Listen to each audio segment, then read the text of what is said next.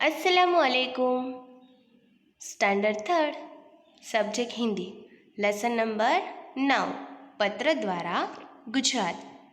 ये एक पत्र द्वारा बताई गई सारी बातें हैं, इसीलिए गुजरात की बातें पत्र के द्वारा बताई गई है, इसलिए लेसन का नाम पत्र द्वारा गुजरात है। 11/32 बेलदारी लेन, लखनऊ। लखनऊ से पत्र लिखा गया है। दिनांक 22 अक्टूबर 2014 को लिखा गया है। प्रिय मेघा, नमस्ते। मेघा को पत्र लिखा गया है। आशा करती हूँ कि वहाँ सब कुशल मंगल है। मेघा में गत माह अपने माता पिता के साथ गुजरात घूमने गई थी। वहाँ की दिलचस्प बात मैं तुम्हें अपने पत्रों द्वारा बताती रहूँगी। आज मैं तुम्हें वहाँ की नदी व उससे जुड़ी कथा के विषय में बताने जा रही हूँ। गुजरात के बारे में बताने जा रही है। जो लड़की ने मेघा को पत्र लिखा है, वो लड़की मेघा को गुजरात के बारे में बताने जा रही है पत्र के द्वारा। साबरमती आश्रम के निकट छलछल करती है। इस आश्रम का नाम इस नदी के साथ जुड़ा गया है। गांधी जी और अनेक साथियों ने इस आश्रम में बैठकर ही स्वतंत्रता संग्राम का शंख फूंका था, इसलिए उन्हें साबरमती का संत कहा जाता है। यहाँ की लोक भाषा में साबर या साबर हिरण को कहते हैं।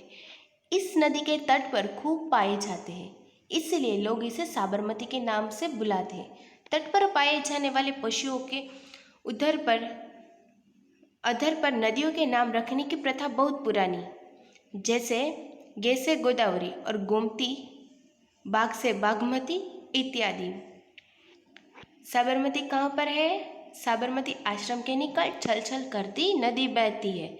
गांधी जी ने उस आश्रम में बैठकर स्वतंत्रता संग्राम का शंख फूंका था, इसलिए उसे साबरमती का संत कहा जाता है। यहाँ हिरण को साबर कहते हैं और ये नदी के तट पर खूब होते हैं। लोग इसीलिए ये नदी को साबरमती नाम से भी पुकारते हैं। यहाँ के लोगों ही इसके अवतरण की कहानी ज्ञात हुई। एक बार गुजरात में भयंकर अकाल पड़ा। तालाबों और कुओं में एक बूंद भी पानी नहीं रहा। पेड़ पौधे जल के राख हो गए। गर्मी से जगह जगह धरती फट गई और उसमें दरारें पड़ गई। पशु पक्षी व मनुष्य मरने लगे। ऐसे समय कश्यप मुनि दौड़े दौड़े भगवान के पास गए। उन्होंने हाथ जोड़कर प्रार्थना की, हे देवाधिदेव, अपने जटाजूट से गंगा का थोड़ा जल अरावली पर्वत के उस पार भी टपका दीजिए। कश्यप बड़े पुण्यात्मा थे। उनकी प्रार्थना स्वीकार करके उसके भगवान ने गंगा की एक धारा अरावली पहाड़ के उस पार भी बहा दी। इस प्रकार इस नदी का जन्म हुआ। ये नदी का जन्म कैसे हुआ वो ये पत्र में बताया गया है, और ये पैराग्राफ में नदी का जन्म कैसे हुआ है वो बताया गया है। जब गुजरात में पानी का अकाल पड़ गया था, एक बूंद भी पानी नहीं थी, तब कश्यप मुनि नाम के ऋषि थे। वो दौड़े दौड़े गए और प्रार्थना की और अरावली पर्वत के उस पार पानी आया। और कश्यप मुनि बड़े पुण्यात्मा थे और पानी आया। अरावली पहाड़ के उस पार भी पानी आया। इस प्रकार इस नदी का जन्म हुआ है। गुजरात में नदियों की कमी नहीं है। यहाँ नर्मदा, तापी, मई जैसी नदियाँ भी है, परंतु साबरमती तो जैसे गुजरात के लिए ही बनी है। अरावली से निकलकर जब तक यह समुद्र में गिरती है, तब तक यह गुजरात का ही हित चिंतन कराती रहती है। उसके तट पर कश्यप, वशिष्ठ, वामदेव, गौतम, गांगे तथा दधीची जैसे बड़े बड़े ऋषियों ने तपस्या की है।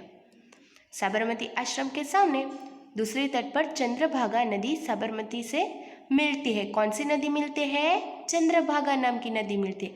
किसके साथ? साबरमती नदी के साथ।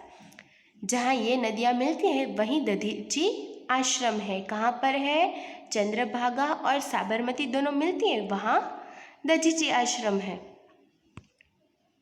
अच्छा, अब बाकी बातें अगले पत्र में बताऊंगी। सभी बड़ों को मेरा प्रणाम व छोटों को स्नेह। बड़ों को प्रणाम कहती है और छोटों को स्नेह देती है और बोलती है, अब दूसरी बातें दूसरे पत्र में बताऊंगी।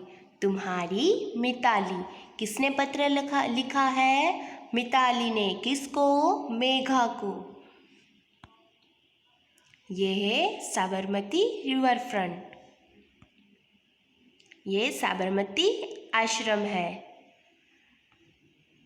ये दधीची आश्रम है जहाँ साबरमती और चंद्रभागा नदी मिलती है।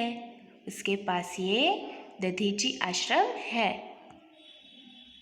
ये साबरमती नदी है। ये साबरमती आश्रम का अंदर से व्यू है जहाँ गांधी जी ने बैठकर स्वतंत्रता संग्राम का शंख फूंका था। तो आप सब याद रखना, रखेंगे ना इंशाअल्लाह। अस्सलामु अलैकुम।